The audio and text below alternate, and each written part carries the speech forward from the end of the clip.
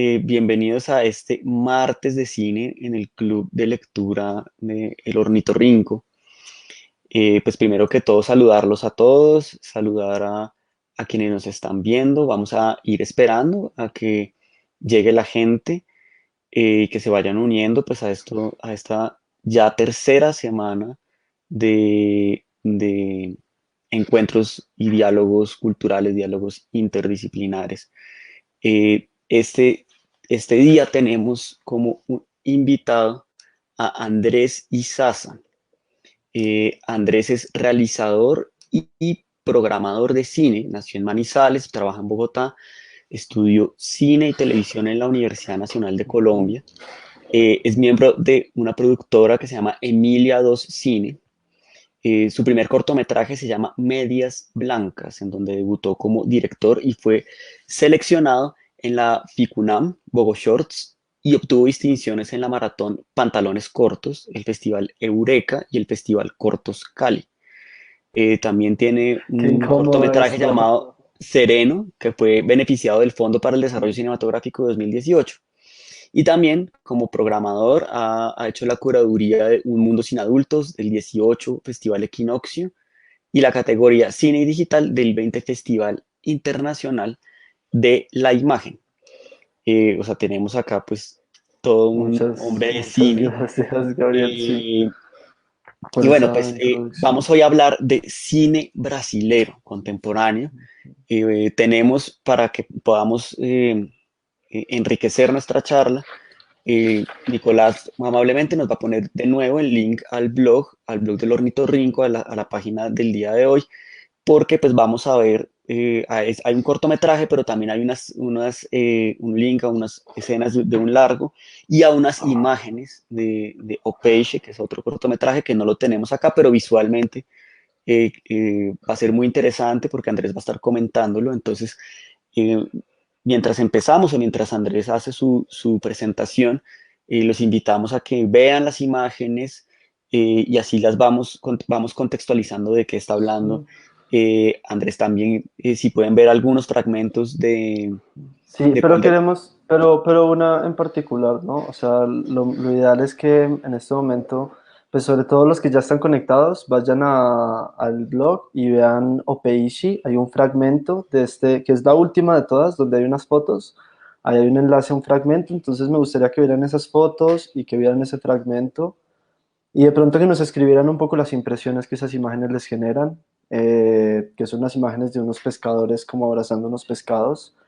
Y bueno, de pronto más adelante cuando lleguemos a esta parte podemos como confrontar esas impresiones que creo que pueden ser interesantes. Listo. Entonces, de todas maneras, Andrés va a intentar compartir la pantalla para mostrar las imágenes, pero si pueden ir viendo pues el fragmento también del blog, pues buenísimo. Y vayan haciendo pues sus comentarios sobre las imágenes, por supuesto, pero también sobre lo que va a ir diciendo Andrés. La dinámica va a ser pues que Andrés va a hacer una presentación corta y luego a partir de los comentarios que vayan haciendo y los que vayan surgiendo también ya en el momento de la charla, los vamos leyendo y así vamos interactuando. Entonces, si quieres, pues ya te doy la palabra, Andrés, para que muestres las imágenes en el contexto y vayas eh, em- empezando pues tu presentación sobre este tema tan interesante. Bueno, entonces, bueno, la primera precisión es que vamos a abordar solamente una parte de Brasil y una parte que además es un poco excéntrica al eje dominante de la cultura brasileña y de la economía y de la política y todo, que es el eje Río-São Paulo-Brasilia. Entonces vamos a estar en un territorio muy diferente, que es el nordeste de Brasil. Y bueno, acá como muchas preguntas, quizás que nos genera, pero la primera es para estos tiempos de encierro, quizás como la idea de viajar o de conocer otro territorio de una manera virtual y pues esta manera a través del cine y bueno, del video. Entonces sí, como una aproximación a un territorio, y creo que es un territorio además que es muy análogo a Colombia, primero pues por la ubicación en respecto a los, ¿cómo se llaman estos? Las longitudes, los paralelos, bueno, con respecto, o sea, como ambas son países subtropicales que tienen una cierta influencia de la Amazonía, pero son territorios muy diferentes y también quizás por una variante muy específica que es el viento del nordeste, que ahorita creo que vamos a volver y volver al viento para definir este paisaje. Y como Colombia, también como por su lugar, recibe mucho de la humedad del Amazonas, entonces es un territorio muy húmedo. Acá si nos imaginamos mares fríos como el que se muestra en Recife Frío, es decir, en el Chocó, ¿no? En el Pacífico sí que llueve y también incluso en el Caribe colombiano, a pesar de que en el Caribe está el mismo viento del nordeste. Cuando uno está en La Guajira uno siente ese mismo viento del nordeste, que es un viento que azota este lugar y que lo hace también un lugar muy árido. Creo que el mayor piso térmico que existe en esta región del nordeste de Brasil es el Sertão. Es como un tipo de... Es que no es un desierto propiamente. Estaba intentando explicar un brasileño, pero no supo bien. Pero es como un territorio un poco árido igual. Y también hay selva, hay ríos, hay mar y hay ciudades, ¿no? Es un paisaje de todas maneras bien complejo. También por los procesos históricos, porque es un lugar de colonización muy temprana en Brasil, uno de los primeros asentamientos de portugueses y uno de los primeros lugares de plantación de caña de azúcar, que como todos sabemos eso es sinónimo de esclavitud y de negritud y de mestizaje y bueno, un montón de procesos y sobre todo también pues un proceso de explotación de la tierra, que creo que es algo que vamos a ver como constantemente en toda la filmografía que escogí. Le preguntaba a un amigo brasileño sobre por qué esta región de Pernambuco es como tan prolífica y como que hay tantas figuras. Pernambuco es uno de los estados del nordeste del Brasil, otro de los estados importantes es Alagoas, pero Pernambuco en particular es donde viven todos esos tres directores, por ejemplo, y en la ciudad de Recife y que además nacieron ahí, no estudiaron ahí y hacen su obra ahí. Entonces no es también, tampoco es gratuito y también esto configura mucho las maneras de mirar y entender ese paisaje y de mirar y entender la ciudad. Entonces, me perdí. Estaba intentando hablarles un poco sobre, bueno, esta ciudad de Recife y por qué que le estaba preguntando a este amigo brasileño, ¿no? Y él me decía que en realidad todos los estados invierten en cine, pero que hay algunos que lo hacen como que lo hacen a estas películas que van a festivales y esto, y otros tienen otros modelos, y este en particular, junto a otros estados como por ejemplo Minas Gerais, también es un estado donde hay una movida joven de cineastas muy interesante y como constante, además del eje central, claro, del que ya hablamos, Río, Sao Paulo, Brasilia. Entonces, bueno, volviendo a Recife y a Recife Frío, y acá es donde vamos a ver mucho sobre la importancia de que estos directores sean crecidos ahí, ¿no? Que vivan en estas ciudades y que piensen la habitabilidad de las ciudades. Creo que el urbanismo y la arquitectura es una de las grandes preguntas que nos surgen al ver estas películas y al ver en general el cine de Pernambuco. Mm, entonces, bueno, Clever Mendoza, muchos lo podrán reconocer. Es quizás hoy en día el director de cine brasileño como más importante o más destacable, no sé, como más icónico, que además ha sido protagonista de escándalos mediáticos. Cuando estaba sucediendo el impeachment de Dilma Rousseff, separó el equipo técnico en el estreno de Aquarius en la alfombra roja con unos carteles denunciando un golpe de Estado en su país. Y bueno, la película además tuvo como una muy mala acogida del público, como una acogida muy controversial, no mala, porque además eso también potenció el estreno de la película, pero hubo muy mala crítica por parte de la gente de derecha en Brasil y bueno, etcétera, y también de alguna manera eso volvió a Cleber Mendoza como una figura muy enemiga, aunque de alguna manera en estos momentos políticos casi siempre los artistas son vistos como figuras de alguna manera enemigas. Pero bueno, lo primero que este corto además es precedente como a su primer largometraje, que es donde de alguna manera empieza a ser reconocido, después en Aquarius sí que consigue reconocimiento y ya bastantes habrán visto Bacurau, que no quisiera centrarme en eso, pero Bacurau es un ejemplo interesante de Sertão como paisaje, que no vamos a explorar en este momento, además el Sertão. Pero el Sertão es una de esas imágenes, síntesis de la identidad brasileña junto, o del cine brasileño, ¿no? Y en general junto a la favela. No sé si la transmisión está fluida, si todo está bien, si hay algún problema, espero que no.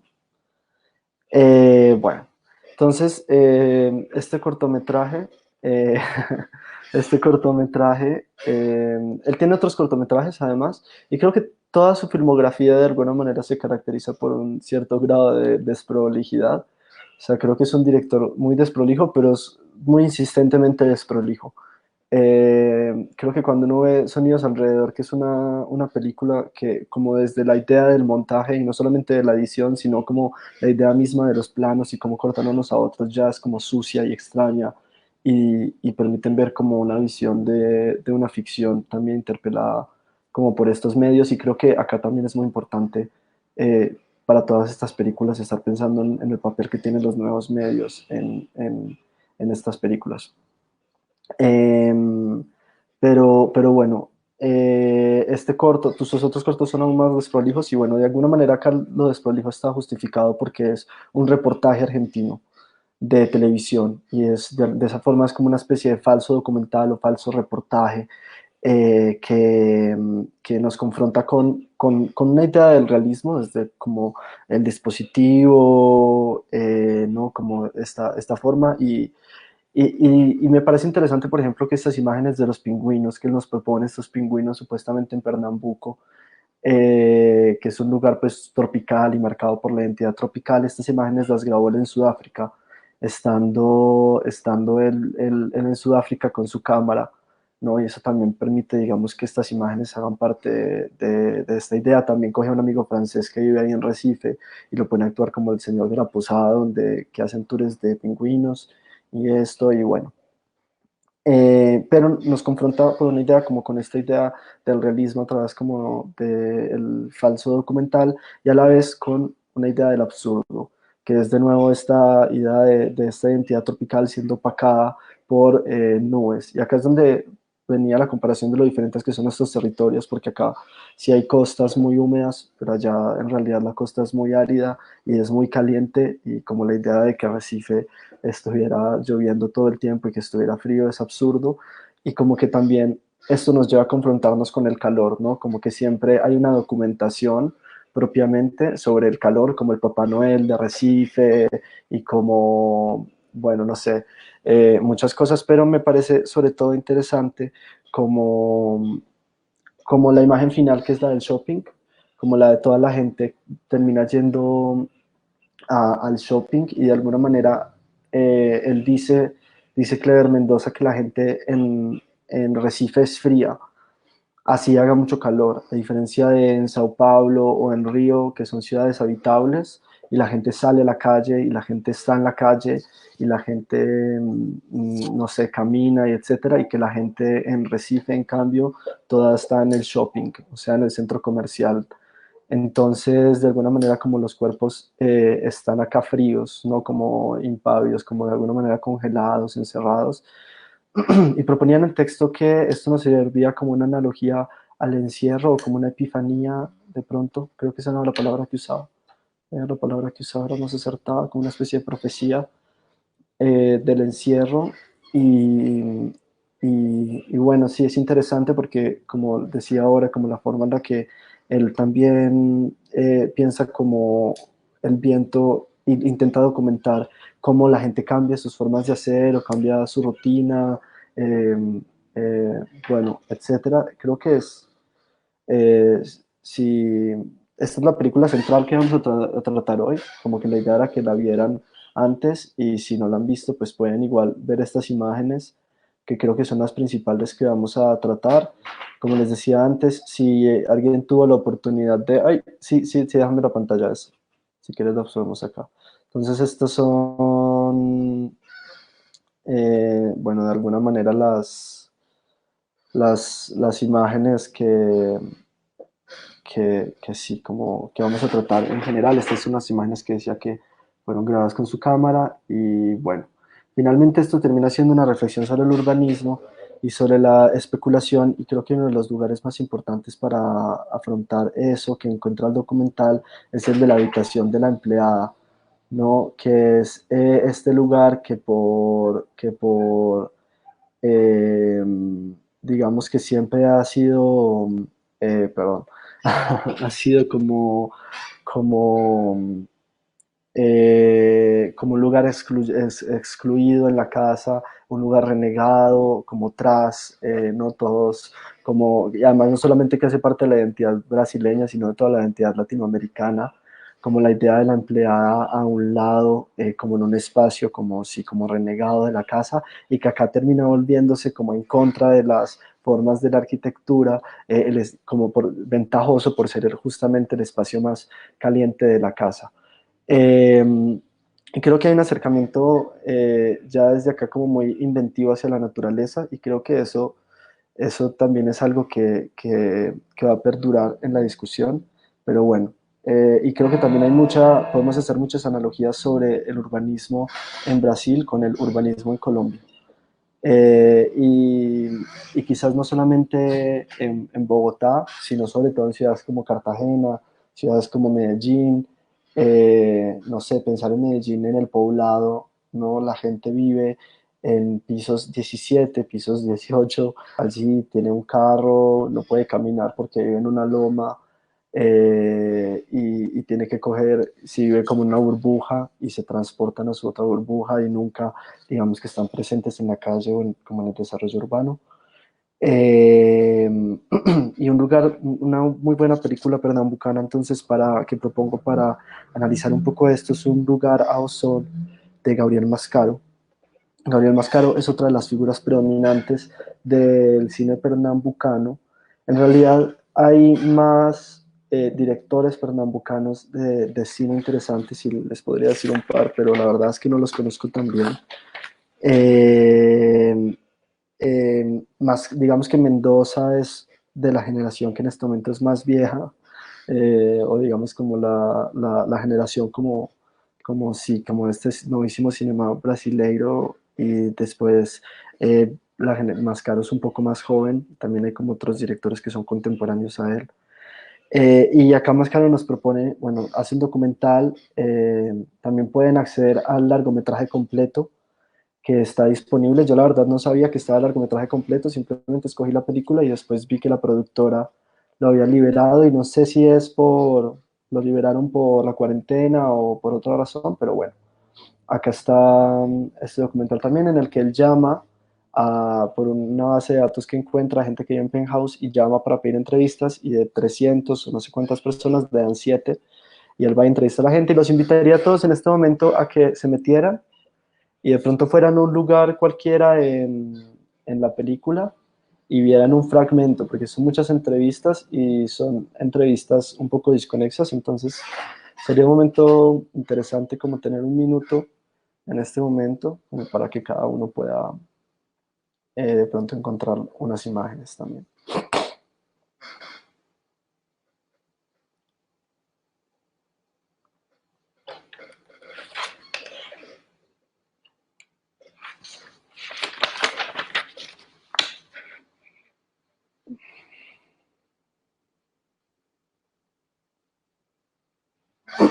Si alguien tiene eh, alguna anotación, preguntas o de pronto le suscita alguna emoción o algo las imágenes, puede comentar también eso y podemos desarrollar sobre estas percepciones, eh, que bueno, en ningún caso son erradas. Eh, entonces, ¿puedes quitar mi pantalla, por favor, Nicolás? ¿Sí? Entonces, bueno, es muy em, diciente. Bueno, no, es muy diciente en esta película, no la confrontación, pero no la confrontación como, porque el punto de vista no está en confrontar al entrevistado, sino justamente en ese choque que hay en la realidad, en este mismo que esta gente está tan orgullosa como de defender y de marcar sobre la forma en la que habitan los lugares y en la que viven el espacio. Y bueno, y que creo que nos reafirman mucho esta idea que ya Mendoza nos estaba ofreciendo sobre los cuerpos fríos, ¿no? Los cuerpos estancados, y creo que revive esta figura como eterna de la Torre de Marfil, ¿no? Que es como este lugar alejado en el que se está encerrado y se mira al mundo desde muy lejos, se miran como las pequeñas hormiguitas. Pensar este personaje del final, hay un personaje al final que es particularmente detestable porque sus papás trabajaron mucho para que esta persona tuviera ese apartamento, y le da pereza a la playa porque no hay donde sentarse, y desearía que la gente pudiera volver a las playas.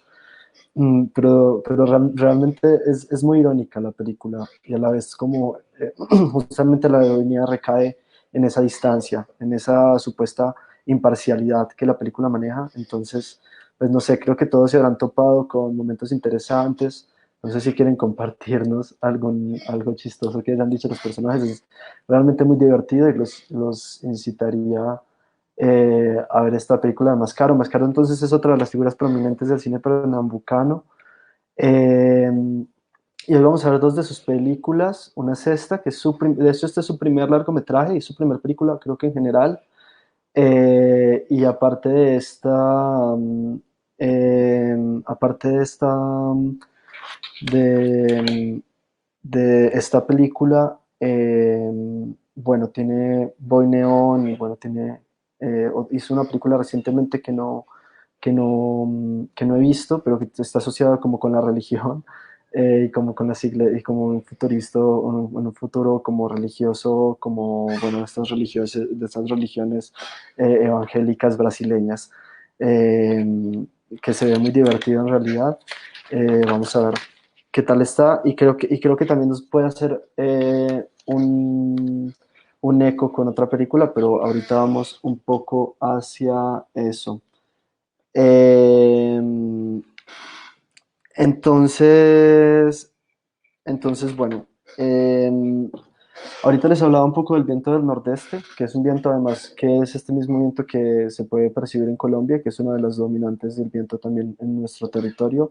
Pero de alguna manera ese territorio brasileño también está mucho más abierto al océano, y los vientos alisios golpean muy fuerte el territorio, esta costa, porque da directamente hacia el nordeste, que es la dirección en la que viene el viento.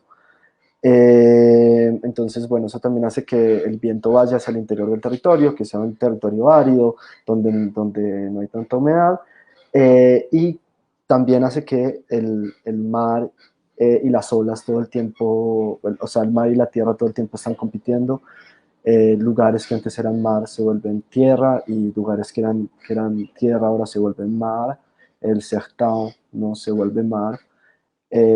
Y acá sería pues un buen momento eh, para pensar la película entonces de Gabriel Mascaro, Ventos de Agosto, que justamente trata sobre este fenómeno, y esto es algo que dice el fenómeno, uno de los personajes, que todo el tiempo, para justificar lo que está pasando, que todo el tiempo el mar y la tierra están intercambiando y están como, sí, como cambiando territorio, y lo que antes era mar se vuelve tierra, y lo que antes era tierra se vuelve mar.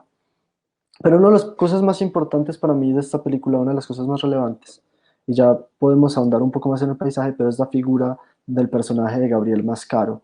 Hay un personaje interpretado por Gabriel Mascaro que es un investigador o un sonidista, no sabemos muy bien qué es, pero tiene un aparatico y tiene un micrófono y como que graba sonidos, y es una cosa que desencaja completamente en todo el resto del paisaje, en el paisaje de los cocos, en el paisaje de la playa, en el paisaje del pueblo, ¿no? Una señora le pregunta en un momento que para qué está grabando el viento ahí si no hay viento.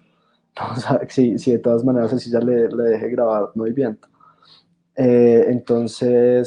Bueno, como este personaje que no pertenece y que está ahí, y hay otro personaje que tampoco pertenece, pero que sí es de esa tierra, que es Shirley, que es una de las protagonistas o la protagonista de la primera parte, y Shirley está ahí cuidando a su abuela. Entonces ella es de ahí, pero vive en la ciudad, y es un personaje que está relacionado con otras cosas, que escucha punk, pero también va al mar con su novio Jason y tiene sexo en el camión con los cocos y acá es donde empezamos a ver también el paisaje como muy involucrado dentro de los aspectos narrativos.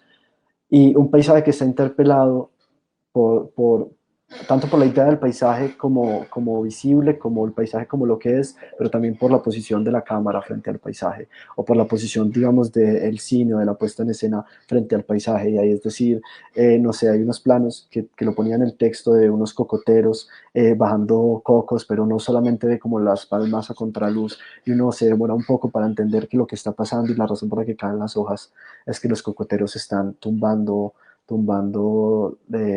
esto. Y de nuevo, también evocaba la imagen del mar, de Jason nadando en el mar, buceando y perdiéndose en el mar, donde además están los cuerpos del cementerio que se lleva al mar, ¿no? Y que han aparecido ahí mientras están resolviendo esto. Además, el otro cuerpo desaparece. Entonces acá hay una relación con los cuerpos que es quizás menos fría que la relación con los cuerpos de Recife, que nos ofrecen las dos películas que habíamos visto como urbanas. Esta película nos ofrece quizás una visión más cálida de corporalidad, pero también una visión en donde la corporalidad y el paisaje son dos elementos intermezclados, ¿no? Donde donde el paisaje sí y el cuerpo están ahí, donde además también hay como un elemento narrativo que involucra el paisaje-cuerpo, y es como la muerte de este personaje, que no saben qué hacer con él y se lo llevan y lo dejan tirado frente a la comisaría porque nadie se quiere encargar de ese cuerpo, porque el cuerpo no pertenece ahí, mientras la gente tiene que encargarse de los cuerpos del cementerio. Y Jason se encarga de los cuerpos y hace una barrera para que el mar deje de llevarse la, la tierra. Eh, pero bueno, creo que además es un cine súper despierto el de Mascaro, es un cine arriesgado, es un cine también con elementos muy eróticos,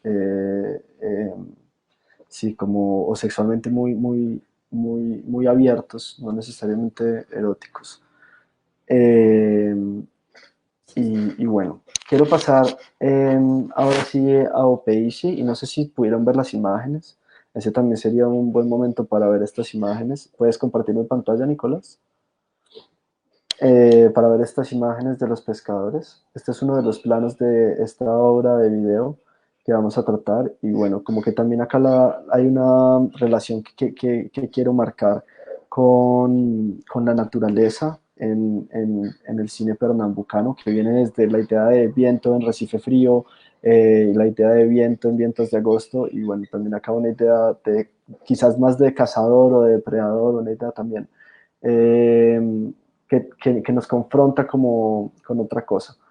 Eh, esta obra es de Jonathan, bueno, les voy a mostrar, este es el primer plano, después él coge el pescado y lo acaricia, pueden ver el fragmento, o sea, si no lo han visto, pueden ver el fragmento y nos pueden escribir las impresiones que les da la obra, como solamente de verla, como qué impresiones les da. Jonathan de Andrade, perdón, Jonatas de Andrade. Es un artista nacido en Alagoas, en una ciudad que no recuerdo. Estas no son ciudades muy grandes tampoco. Recife es una ciudad de 1,5 millones de habitantes. Esta ciudad de donde él viene es una ciudad de 1 millón de habitantes, pero él vive en Recife.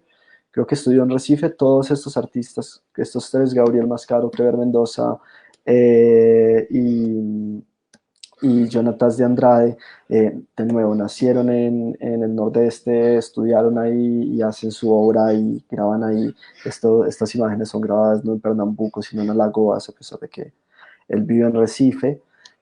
Y bueno, él se imagina, ¿no? Un ritual. Y creo que esto es lo que nos confronta un poco también, lo que es estas imágenes como tan extrañas y donde de nuevo venimos a confrontar esta idea del dispositivo, que de pronto no la conflictuamos tanto en lo demás caro, pero podemos volver ahí eventualmente a conflictuar el dispositivo.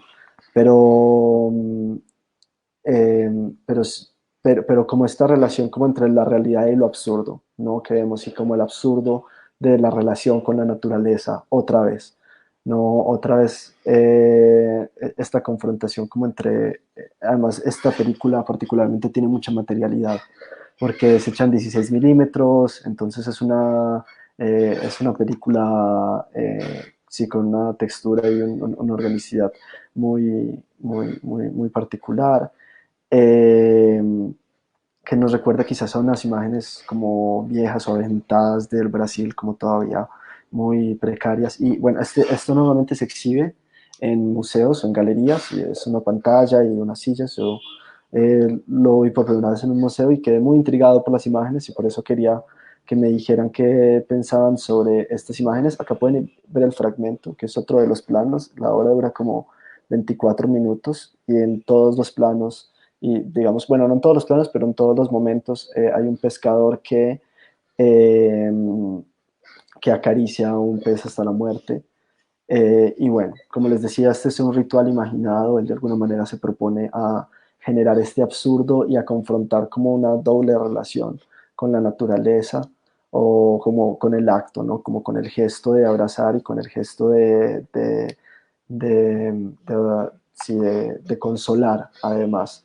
Entonces, lo que nos pregunta también esta imagen, lo que nos debería, o como ahorita quiero ver qué dicen y si todavía tienen impresiones, pero es muy extraño, ¿no? El efecto como del afecto y de la ternura, como de esto confrontado con el acto violento de la cacería y de nuevo como presentando un territorio explotado, ¿no? Un territorio que es un territorio de explotación, y cómo de alguna manera a través de estas ritualizaciones o de estas formas de afecto, no sé, podemos naturalizar estas formas de violencia y de depredación.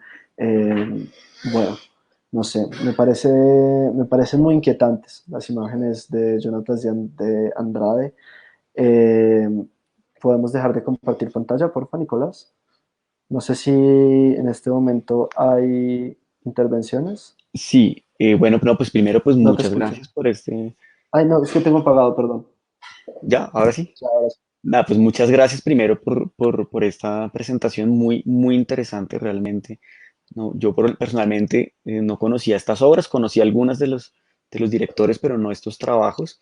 Y sí que tenemos dos comentarios sobre, tenemos varios comentarios, pero específicamente sobre Apache tenemos eh, un comentario de Magdet Hasson que dice: despierta en mí la selva en su potencia y el extrañamiento entre el pescador y el pez en movimiento.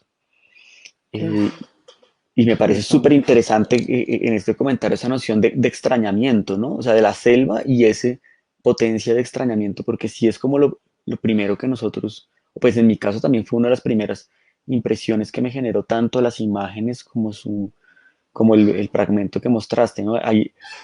Hay ese extrañamiento en ese sentido, no solamente que sea raro, sino que genera una inquietud, ¿no? O sea, genera un descolocamiento del orden de las cosas. Sí, y creo que eso es muy importante en general en el cine pernambucano, como un deslocamiento en el orden de las cosas, ¿no? Y como en los sistemas como los sistemas convencionales de las imágenes están siempre puestos a prueba, ¿no? Creo que en ninguna de estas películas como que las imágenes solas están siempre como poniendo a prueba lo que uno estaba viendo, como en Recife Frío, de entrada estamos poniendo a prueba sí, como lo que, también lo que estamos viendo en el sentido en que no sabemos si es un reportaje o es como un documental o no, o si es como algo medio inventado y después nos damos cuenta que es un chiste, ¿no? Claro, Que y es muy fíjate divertido. que el humor también es ese descolocamiento Ujú. y entonces esta idea que en Apache aparece, como dice Mate Jason, de la selva como potencia y... Y quería Ah, decir, sí, dale. sí, no, que justo eso es algo que no había pensado y que me parece que es muy acertado decir, es como esa sensación de que despiertan en sí la selva en su potencia, ¿no? Hmm. Porque creo que además está la relación con la presa, ¿no? Creo que es algo como súper, como del origen selvático, como del cazador, que de alguna manera tiene este enfrentamiento con su violencia y con la muerte de los animales que lo rodean. Que creo que es algo súper potente y súper interesante, pero sí, como que Y, creo que de alguna manera, a pesar de que las imágenes sean falsas, rescata como un poder que también es como intrínseco a la relación con la casa. claro, y esa dimensión de lo afectivo y lo violento. Yo creo que eso, por ejemplo, con Clever Mendoza en Recife Frío, también hay como esa triangulación, ¿no? O sea, como la potencia, pues acá ya no es la selva, sino como, digamos, el clima o el paisaje. Y pues como tú bien decías, en ese caso es una, pues es arquitectónico, pero aparece también esa potencia, luego ese afecto, y es algo que tú Y mencionaste el mucho final es también. súper interesante como afecto. No sé si te acuerdas el final, viste el final donde está esta negra cantando, que además es otra de esas Claro, cosas que te descolocan en las convenciones, porque tú estabas viendo un supuesto reportaje y después aparecen estas imágenes que como que ya no tienen nada que ver y como que están ahí tiradas encima y es este plano de esta mujer que canta y la gente como que baila alrededor y sale el sol, que también además es algo como más absurdo y más mágico que lo que ya habíamos visto, que esa realidad que ya habíamos visto. y fíjate que con eso de afecto, pues me lleva al otro comentario que hay sobre Opeixe de María Paula Gutiérrez Maya, y dice lo siguiente: hay mucho erotismo en las imágenes de Opeixe. El pescador Sí. toma a su presa, lo palpa, lo abraza, le da calor en ese cuerpo frío, vuelve a aparecer el frío, ¿no? Lo besa, lo acompaña hasta que da su último respiro. Siento que es como un ritual íntimo entre el pescador y la naturaleza, entre la vida y la muerte. Y yo quería añadir a eso, a este comentario, que en ese ritual entre la vida y la muerte y ese erotismo y esa intimidad, ese afecto desbordadísimo del pescador hace que uno también vea como el boqueo, que es el signo de la muerte del pez, Ajá. parece como un beso también, ¿no? Sí, Como si estuviera recibiendo el consentimiento, aunque uno sabe, todos sabemos que lo que le está pasando al pez es que está muriendo. Pero sí. como dice María Paula muy bien, o sea, le da calor, lo besa. Pero es como una agonía bonita y como que en todos los planos además como que el pez termina tranquilo. No sé si te diste cuenta de eso. Yo me Sí, fijé sí, sí. yo vi toda la obra y me fijé como en todos los planos, o sea, como que el pez empieza muy agitado y termina tranquilo. Y no sé si eso lo lograron como porque los peces simplemente hacía eso o como porque simplemente lo consolaban en su agonía o como porque literalmente lo pusieron en escena y como que lo intentaron que quedara así. Pues fíjate que esa tranquilidad es algo que también podría uno pensar que es un hilo conductor en todas las piezas que trajiste para este cineclub, porque para este club de lectura, perdón, porque son piezas que podrían haber tenido un giro muy dramático o, digamos, de denuncia agitada. Ujú. Y los directores se van por la tranquilidad, incluso por el humor. Entonces, fíjate, y eso me lleva como a los dos comentarios que sobre las escenas al azar, Matt Hasson dice que puso al azar el minuto 16:25 y hay un sonido de fondo y la visualización desde el penthouse de la gente abajo y afuera. Y luego comenta, la forma de comedia es algo a reivindicar en el documental. Y eso es como, es interesante porque es como en géneros que uno no esperaría este giro que utilizan, ¿no? O sea, esta escena de muerte y de cacería termina siendo como erótico, Y como tranquilizante, ¿no? falso, ¿no? Al final, como que Exacto. uno se termina dando cuenta que era muy plástico.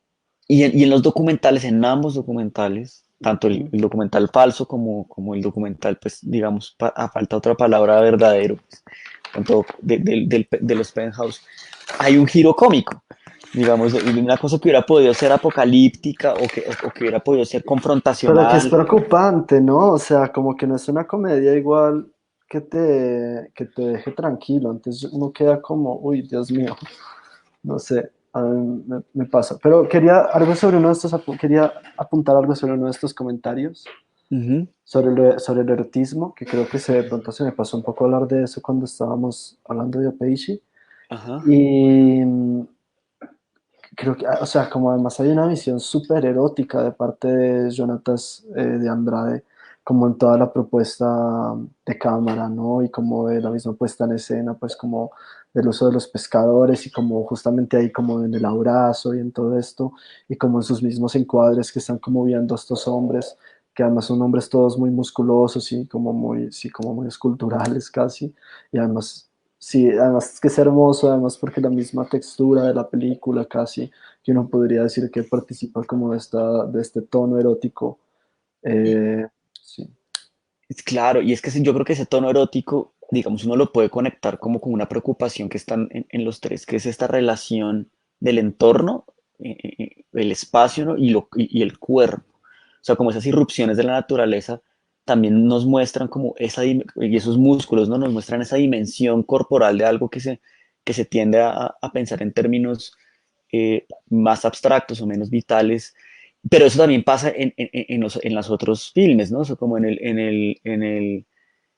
en este del Penthouse, esas cámaras quietas resaltan esos cuerpos de los habitantes del Penthouse, pero también, por supuesto, en la película de Clever aparece en el corto de Clever, pues todo el tema del frío todo el tema del espacio, las clases sociales, se comienza a reducir en un tema de sensaciones corporales. Entonces esa relación del cuerpo y el espacio, ¿no? Y eso nos lleva pues al comentario de Juana Suárez, un Sí, saludo es allá interesante. en Nueva York, ojalá estés bien por allá. ¿Qué Y más, Juana? dice Hola. Juana, Clever mismo dice que el cine brasileño está eh, condenado a Glauber, me imagino Glauber Rocha, ¿no? Lo que Ujú. traes a colación de Mascaro lo pones en las mismas palabras de la canción que cierra en forma heterotópica y que traje la relación entre espacio y cuerpo porque ese es el concepto de heterotopía, ¿no? Es como esos espacios alternativos que no son utópicos, sí, pero que sí aparecen otras relaciones de los cuerpos de las interacciones sociales, ¿no? Esos espacios que se aíslan y aparecen otras relaciones. Y se lo pones en las mismas palabras de la canción que cierra en forma heterotópica, Deus o Diablo na Terra do No Sol. te va sí. El verso final dice, o sertão No, vai va a virar tirar al mar e o mar, mar al vai mar va a virar tirar o tierra. sertão. O sea, como el sertón se va a volver el mar y el mar se va a volver el sertón. Sí, claro. Y yo dije eso, pues como literalmente pensado como en sacarlo en sacarlo de ahí. En realidad lo leí en un texto que escribió una chica, pero sí, como que era justamente una referencia a Glauber. Acá lo tengo, A ver, acá lo tenía vuela un poquito más lejos para preparado. que lo veamos. Sí, Glauber Rocha. este es un libro, un bonito libro que se llama La Revolución es una estética, que es una recopilación de caja negra de textos de Rocha. Y de alguna manera, sí, claro, sin duda, Pernambuco mismo y el noreste y todo el Sertão están condenados a Rocha. Incluso creo que el mismo Clever hoy en día, ¿no? Está condenado, o sea, como su última película, sí que tiene muchas más formas de trazar relaciones con las películas de Glauber Rocha. Y fíjate que Y justamente la película de Mascaro se convierte como en una especie de, o sea, de nuevo acá otra vez como profetiz, como hace de esta canción de Deus, el Diablo en la Tierra del Sol, una profecía, ¿no? O sea, porque literalmente acá el mar se vuelve tierra y la tierra se vuelve mar. y fíjate que Juana dice, lanzándote un poco la pregunta sobre esa, ¿estamos condenados a Glauber o el cine de Ah, Glauber? Y dice, pero ¿condenado será una condena o será una referencia? Eh, hmm, ¿Cómo lo ves pues tú? Pues es difícil, ¿no? Porque, o sea, si hay algo como eso que decía de la imagen síntesis brasileña, ¿no? O sea, como de tanto de la idea de Sertão como la idea de favela, creo que también son imágenes a las que todos los artistas de alguna manera van a estar condenados a referenciarse, ¿no? O sea, porque son igual las imágenes como típicas de eso. Y creo que hay algunos artistas brasileños que de una manera están interpretando sus paisajes. Y me gustaría pensar el caso de Airley Queiroz, en su película Érase una vez en Brasilia, por ejemplo. No sé si puedes compartir mi pantalla, porfa. Nicolás. Eh, Nicolás, no sé si me dicen si están compartiendo. ¿Estoy Sí, compartiendo? sí, sí. Estás compartiendo. Sí, que ya es como un Brasil favélico, pero un Brasil favélico distópico, que además la distopía es el presente, pero bueno, justamente esto también hace parte de ese eje central brasileño que hoy queríamos desentendernos un poco en esta búsqueda de paisaje. Eh, pero quizás sí hay otras formas de representar Brasil, ¿no? Que se alejan de esta imagen síntesis. Pero de todas maneras creo que el Glauber Rocha es una figura imprescindible para el cine brasileño. En el caso también creo que de Freire, de Guillermo Freire, Gustavo Freire, ¿cómo se llama este hombre? Bueno, que es un antropólogo y sociólogo de Pernambuco que también genera como mucho interés a todos estos directores, en particular a Jonatas de Andrade, Gilberto eh, Freire. Gilberto Freire, sí. Y creo que, bueno, también, ¿no? Pues es la herencia que más se puede hacer.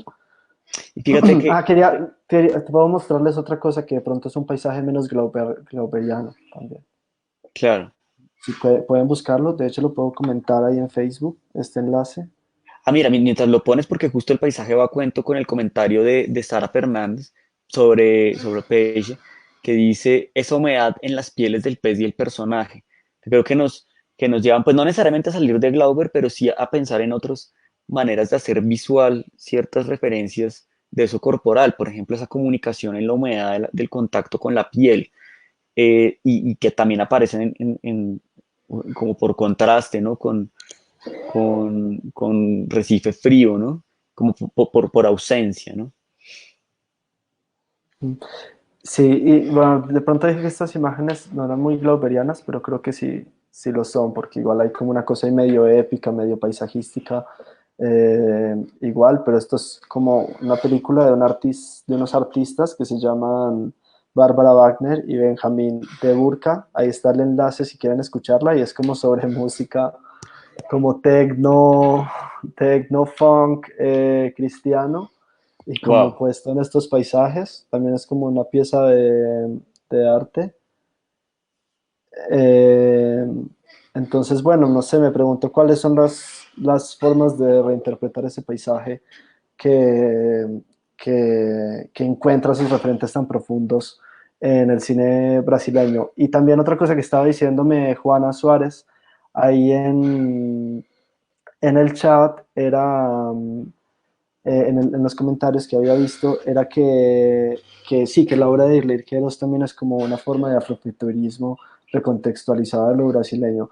Y yo de alguna manera creo que sí, pero no, realmente no tengo la fuente para, para confirmar eso. Y creo que igual es un cine muy brasileño. Eh, pero bueno, y que también hay como ese grado de inventivismo sobre la realidad, pero que ahí es como al revés, ahí es como, no es como acá que es un mundo supuestamente real donde pasa algo súper absurdo, sino que es como un mundo falso, que es como un mundo de ciencia ficción donde pasa algo real, que es el impeachment a Dilma Rousseff como evento histórico en una película de ciencia ficción.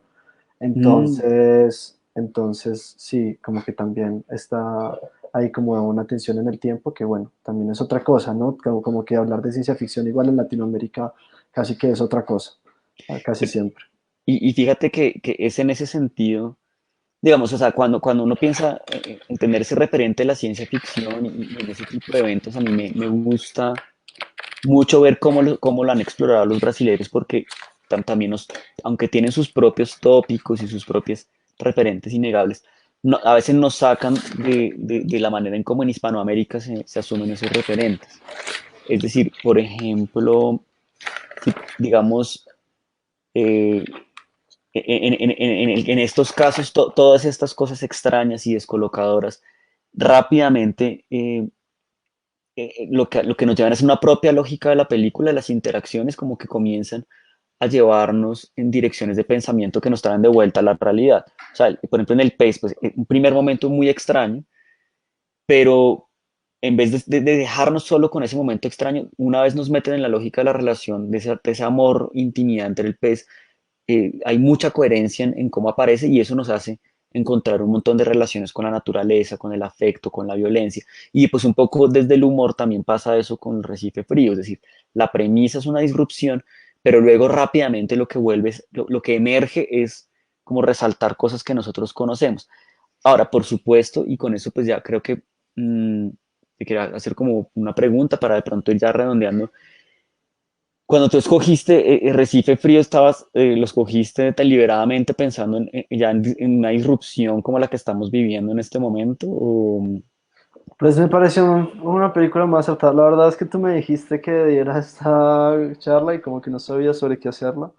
Ajá. Pensé en Recife Frío y pues me gusta, como que hace mucho tiempo venía intrigado por el cine del Nordeste, entonces dije como bueno, es interesante y pensaba como está en internet, es como análogo también a la situación que estamos viviendo y creo que eso me parecía muy interesante de esta película y como que también sí, como no sé, es una película agradable, corta, divertida, como que sentía que la gente se iba a animar a verla. No, y de verdad que es muy divertido, o sea, yo me reí bastante, pero sí no podía dejar de pensar en este momento que estamos viviendo y cómo emergen esas relaciones con el espacio, con los edificios, como situaciones de comodidad de repente se vuelven prisiones, o sea, eso me pareció supremamente divertido, como tú señalaste en tu presentación, todo este momento culmen de cómo la empleada, y mencionan a Gilberto Freire, ¿no? Mencionan la Ah, sí, sí, centrala ok. y esto de Ajá. repente, sin abandonar la crítica, aparece como de un modo, con un humor muy cáustico, ¿no? Sin llegar a ser visualmente disruptivo. Bueno, Eso me parece como supremamente interesante, ¿no? De cómo funcionan esas descolocaciones que hemos mencionado en todas las piezas que has traído. ¿puedes poner mi pantalla un momento, Nicolás? Les comparto otra imagen, ya que volvimos a hablar de Gilberto Freire. No sé si estamos compartiendo, pero bueno, Sí. les voy a compartir, ahí voy a comentar esto, qué pena, sigan compartiendo pantalla, yo solo voy a comentar esto acá para que lo tengan, es muy difícil. Pero bueno, estas imágenes son de Jonatas de Andrade. En realidad, La izquierda es una película que no es de él, Ujú. pero es sobre Gilberto Freire y la película, bueno, no sé de quién es. Y la de la derecha la hace él después, pensando en que esta película, en que la película de la izquierda, que supuestamente es un retrato de Gilberto Freire, tiene una relación donde los esclavos, pues como donde su servidumbre está fuera del cuadro siempre y donde hay una, sí, como si fuera, pues como, no sé, como que es un retrato muy de un blanco, pero se pregunta Jonatas de Andrade cómo es que o sea, cómo es que una persona que estuvo toda su vida preguntándose por el mestizaje, por las relaciones con la tierra, por las relaciones de poder en la región y por el colonialismo, pues va a tener una relación así con su servidumbre. Entonces, Mm. Jonathan de Andrade hace una propuesta que es eh, los mismos planos de la misma película en el mismo lugar casi, pero con un negro, ¿no? No con Gilberto, no con este supuesto actor de Gilberto Freire. Eh, ahí se fue, pero bueno. Entonces, pues no sé, otras imágenes interesantes de nuevo de Jonatas de Andrade que son imágenes que nos despiertan mucho la imaginación y que son quizás imágenes muy abiertas, nada narrativas. Y mira que pensando en esas imágenes abiertas, Malvern Haston, digamos, comenta sobre otro aspecto de Recife Frío, que es la figura de ese Papá Noel, que dice que es cómico en su cotidianidad. O Bueno, sea, ¿cómo interpreta, qué decimos de ese papá, de ese momento del Papá Noel? sí, Eh, me gusta mucho además que sea como algo tan documental de la realidad de Arrecife, ¿no? O sea, ¿quién piensa en Papá Noel en Tierra Caliente, ¿no? O sea, pobre hombre para tener un trabajo más horrible. Entonces, no, muy divertido. Y como que se sofoca y me parece buenísimo eso. y fíjate que siguiendo con eso, con esa cuestión de la comedia que está volviendo acá en los comentarios, dice eh, Lamaña Orozco, Julio Lamaña Orozco dice, el valor de la comedia en el documental Recife Frío es significativo en cuanto a que el alejamiento de lo real a través de la exageración, lo cómico proporciona paradójicamente la posibilidad de una reflexión diferente desde otro lugar. O sea, Ujú. lo cómico como algo que proporciona en la exageración, ¿no? Una reflexión diferente.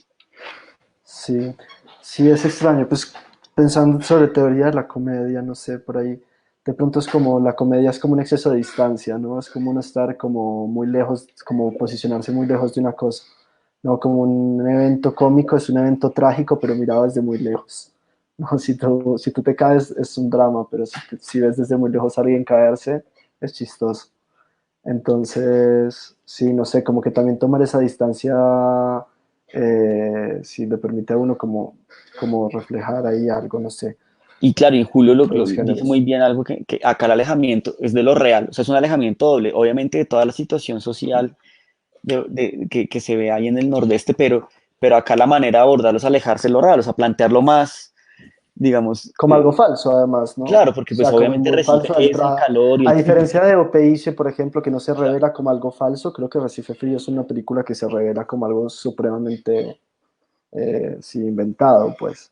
claro, y en esa invención, porque pues la premisa es justamente lo absurdo, que es un lugar que, pues, que es caliente, pero que al que se le ponen encima todas las etiquetas de lo tropical, de lo nordestino, todos esos lugares comunes.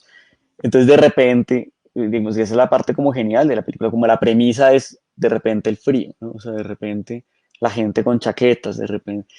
Y ahí creo que emerge justamente esa reflexión diferente sobre, yo creo que, claro, sobre los problemas que tiene el lugar, sobre las políticas del espacio, pero también sobre el mismo estereotipo del trópico y el estereotipo del nordeste, porque la película todo el tiempo está jugando con eso. Recuerdo ese francés que iba a montar un hostal Sí, bueno. que también pues es súper gracioso, como pero aparece Sí, toda es esa como, estas instrumentalidad. son como las playas de Bretaña, para eso me hubiera quedado allá, nadie quiere ir a una playa lluviosa. Claro.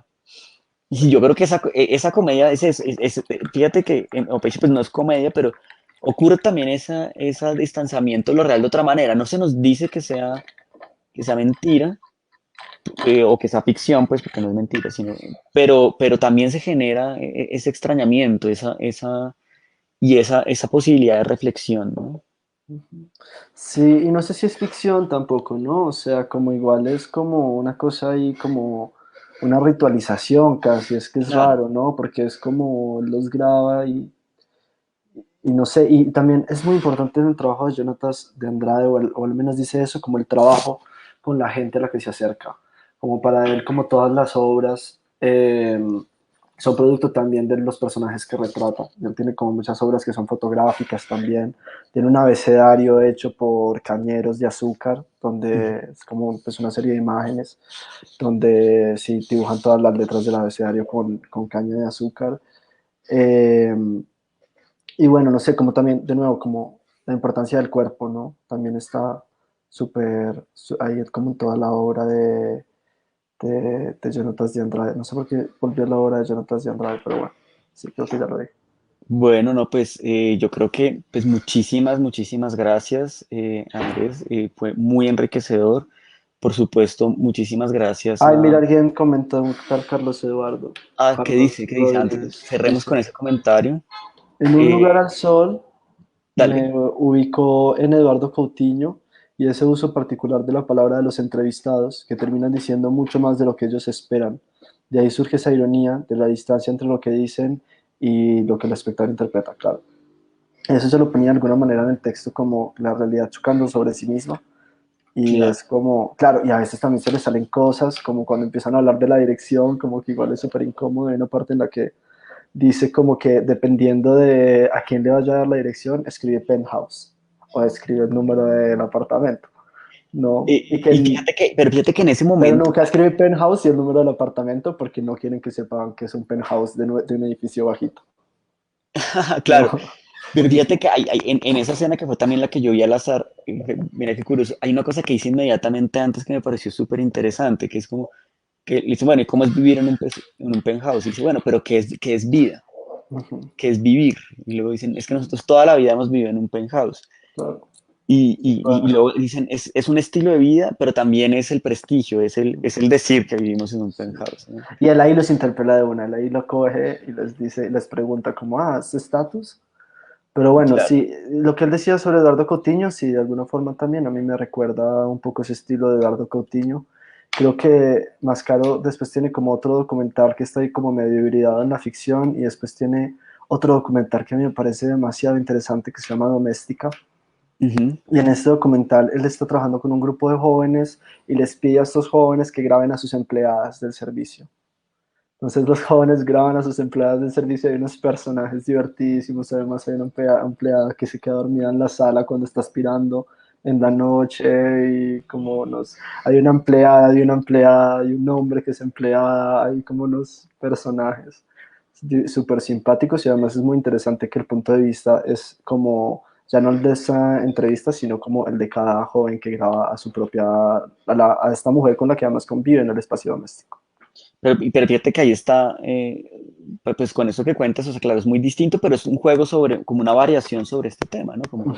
Como hacer de esta vida, de estos espacios de la riqueza, un objeto de examen cinematográfico, ¿no? Y también como, bueno, no sé, en la cotidianidad, creo que también hay como un reflejo muy importante en la cotidianidad. O sea, como que creo que a veces hablar de la cotidianidad se vuelve como, claro, en todas partes la cotidianidad es súper importante y esto. Además porque es como un concepto súper indefinible, súper complejo.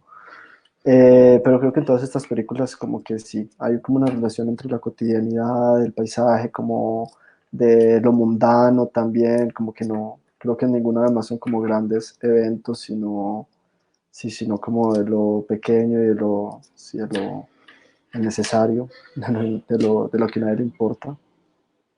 Y fíjate que decimos, dice al final un comentario, dice, Brasil es uno de los grandes referentes en nuestras discusiones en el ornitorrinco. Es algo que llama la atención y yo creo que con ese Ujú. comentario podemos ir como cerrando porque sí, ha aparecido varias veces en otras en la lectura, por ejemplo, de Clarice Lispector que hubo ayer. Eh, yo creo que hay que Brasil, o sea, la emergencia de Brasil en cine, en literatura, Mm, es como una, bueno, sí, o sea, siempre ha estado ahí, pero esa atención que está llegando es muy saludable, ¿no? O sea, yo pienso que eso es algo que cada vez sí. está pasando más. Y que se está rompiendo un poco esa barrera geográfica que existe como entre ese lado del Atlántico y este lado de los Andes, como entre ese mundo lusófono y este mundo hispano, que hay como siempre una barrera enorme. Claro, y sí, yo creo que esa está la barrera, y es una barrera pues, idiomática, pero también ideológica. Y Y a medida que la geográfica estamos además. haciendo cada vez más porosa, encontramos muchas cosas que nos ayudan a entender fenómenos que nosotros vivimos, ¿no? Y como si esta región en particular de Brasil, además, es muy análoga a Colombia, y no sé si esas imágenes que vieron, ese paisaje que vieron, sobre todo las partes de naturaleza, no les recordaron al propio paisaje colombiano.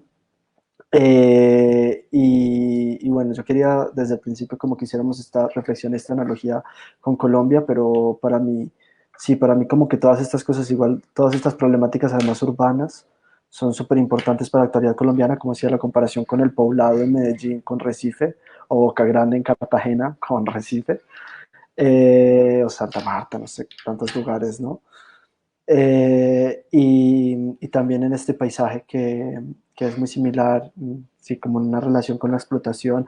Y de nuevo, porque somos como, como muy parecidos. Hay una película de Gabriel Mascaro que se llama Boy Neón, y es sobre un evento deportivo que hacen en Brasil que se llaman vaquejadas, ahí en el nordeste.